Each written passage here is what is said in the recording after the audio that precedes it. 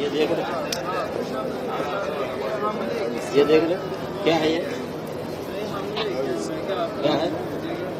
تعویذ ہے نا، تعویذ ہے یہ انڈیا پاکستان میں عام ہے.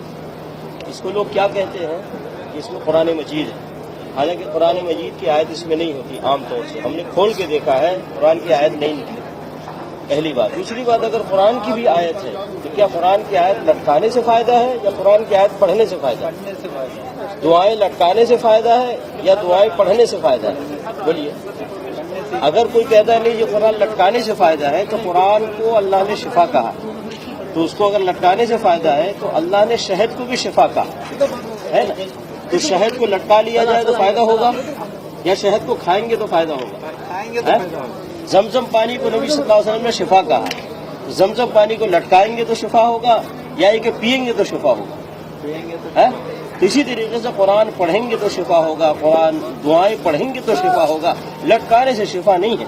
نبی علیہ الصلوۃ والسلام جب کسی مریض کے پاس جاتے تو دعا کرتے اللہم رب الناس اذهب الباس اشفی انت الشافی لا شفاء الا شفاؤک شفاء لا یغادر سقما. نبی علیہ الصلوۃ والسلام اس مریض کے لیے دعا کرتے تھے، اس کو تعویذ نہیں دیتے تھے کہ لٹکا لو، ہے کہ نہیں؟ تو اس طریقے سے قرآن کے پڑھنے سے شفا ہے، قرآن دعائیں پڑھنے سے شفا ہے، لٹکانے سے شفا نہیں ہے میرے بھائی. اس لیے یہ سب کام نہیں کرنا میرے بھائی. نبی علیہ الصلوۃ والسلام نے کبھی کسی کو تعویذ نہیں دیا، نہ اپنے بیٹی فاطمہ رضی اللہ تعالیٰ عنہ کو، نہ اپنی بیوی عائشہ رضی اللہ تعالیٰ عنہ کو، نہ اپنے نواسے حسن حسین رضی اللہ تعالیٰ عنہما کو، کسی کو نہیں دیا. نبی علیہ الصلوۃ والسلام حسن حسین رضی اللہ تعالیٰ عنہما کے لیے دعا کرتے وَعِيدُكُمَا بِكَلِمَاتِ اللَّهِ التَّامَّةِ مِنْ كُلِّ شَيْطَانٍ وَهَامَّةٍ مِنْ كُلِّ عَيْنٍ لَامَّةٍ. نبی علیہ الصلوۃ والسلام اس طرح دعا کر کے حسن حسین کے لیے دعا کیا کرتے تھے. کیوں نہیں ان کو تعویذ گلے میں ڈال دیتے؟ بلکہ نبی صلی اللہ علیہ وسلم منع فرمایا، کہا من تعلق تمیمۃ فقد اشرک، جس نے تعویذ لٹکایا اس نے شرک. تو تعویذ میرے بھائی اسلام میں نہیں ہے، دین میں نہیں ہے. اب اس کے بعد لٹکائیں گے؟ بولیے. نبی علیہ الصلوۃ والسلام کے خلاف کوئی کام کریں گے؟ نہیں کریں گے نا، نہیں کریں گے نا. کیوں نہیں بول رہے؟ یعنی نبی صلی اللہ علیہ وسلم مخالفت کریں گے؟ نہیں کریں گے نا. تو اس میں تعویذ بھی پہننا نبی صلی اللہ علیہ وسلم کی مخالفت ہے. کریں گے یہ مخالفت؟ نہیں کریں گے. سیدھی سی بات ہے. جو نبی صلی اللہ علیہ وسلم سے ثابت ہے وہ کریں گے، جو ثابت نہیں ہے وہ نہیں کریں گے. سیدھی سی بات. نبی علیہ الصلوۃ والسلام کی مخالفت کرنا کوئی اجر ہے، ثواب ہے؟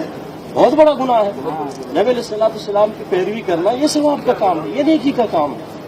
سمجھ گئے میرے بھائی؟ اس لیے اگر کوئی مولوی، کوئی مفتی، کوئی حافظ قرآن اگر یہ چیز دیتا ہے تو نبی صلی اللہ علیہ وسلم کی مخالفت کرتا ہے. ہم نبی صلی اللہ علیہ وسلم کی مخالفت نہیں کریں گے. حافظ صاحب کی، مولانا صاحب کی، قاری صاحب کی، مفتی صاحب کی مخالفت کریں گے، کیونکہ ہم کو اللہ نے اپنے ساتھ اپنے نبی کی پیروی کا حکم دیا. یا ایھا الذین آمنوا اطیعوا اللہ واطیعوا الرسول، اے ایمان والو اللہ کی اطاعت کرو، اللہ کے رسول کی اطاعت کرو. کسی مولانا صاحب، مفتی صاحب، حافظ صاحب، قاری صاحب کی اطاعت کا حکم نہیں دیا گیا ہم کو. اس لیے میرے بھائی خیال کریں، نہ یہ آپ لیں کسی سے نہ دیں کسی کو، بلکہ اگر آپ نے اس کو نکالا کسی کے گلے سے تو آپ کے لیے بڑا ثواب اور اجر. اور قرآن پڑھیں، قرآن پڑھیں، قرآن پڑھیں.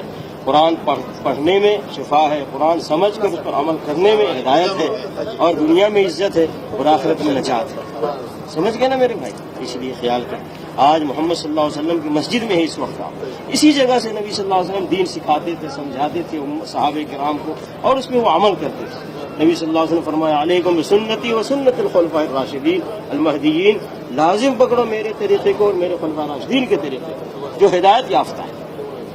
سمجھ گئے میرے بھائی؟ خیال کریں. ہم یہ پیغام دے رہے ہیں، یہ نہیں کہ ہماری بات مانو، اللہ اور اللہ کے نبی صلی اللہ علیہ وسلم کی بات مانو.